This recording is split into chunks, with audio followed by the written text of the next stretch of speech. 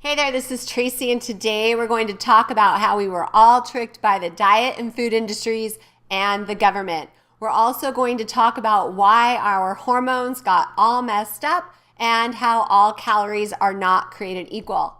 But first, a little bit of history.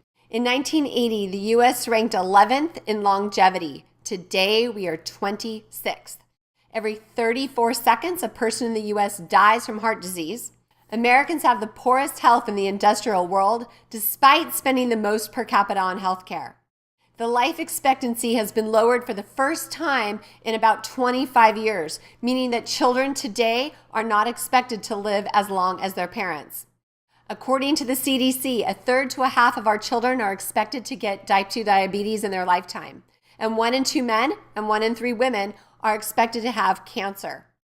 And yet heart disease is still the leading cause of death. The Framingham Heart Study, which is the longest run study on heart disease, shows that cholesterol does not cause heart disease. Yet how many people are on medication for cholesterol? And the American Cancer Society says that only 5 to 10% of cancers are inherited via gene mutation. The others are caused by environmental factors and lifestyle. And that more than half of all cancer deaths could be prevented by making healthy choices. Obesity is now considered a disease that is horrible because it leads to so many other conditions, including heart disease, cancer, type 2 diabetes, high blood pressure, asthma, PCOS, sleep apnea, gallbladder disease, and so much more. Many experts agree that degenerative disease is highly preventable.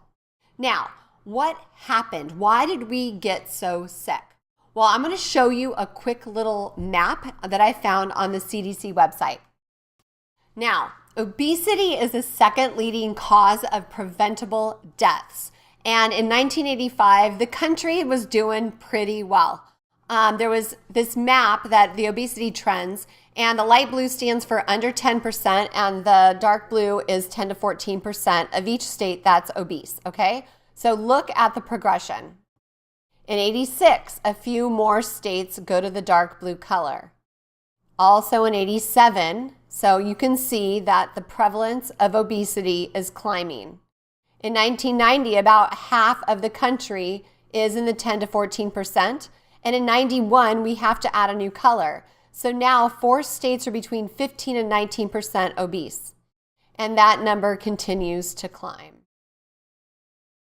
95, half of the states are between 15 and 19% obese. And 96, 97, we have to add a new color because now 3 states are over 20% obese. And that number continues to climb. 99, 2000, about half of the states are over 20% obese. And in 2001, we add another color. Now 1 state is over 25%. And you will see that number continuing to climb. 2004, 2005, we have to add another color. Over 30% obese in 3 states. And that continues to climb. So you must wonder why this is happening. And here's a summary. You can see this very, very clearly that in 1990, we were about 10%. In 2000, we were about 20%. And in 2010, we are about 25 or so more percentage. This is crazy. So what happened? Why did our country get obese? Well, that is what I'm going to tell you about. So why is our country so sick? Well, do you remember that little movement that it was like a low-fat, non-fat movement where everybody was not eating fat because of cholesterol?